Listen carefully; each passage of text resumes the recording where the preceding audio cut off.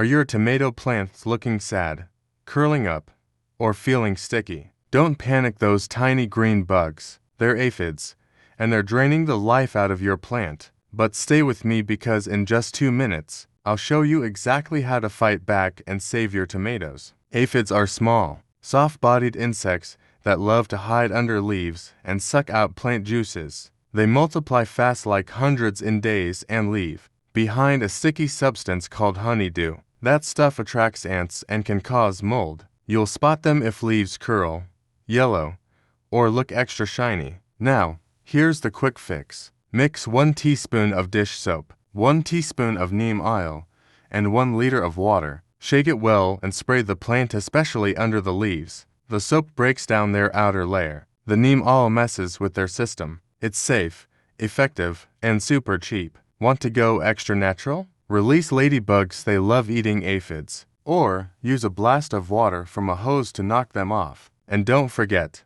aphids hate basil and marigolds, so plant them nearby for natural protection. Aphids might be tiny, but now you've got the power to stop them. Like, share, or comment if you've battled them. To your tomatoes will thank you.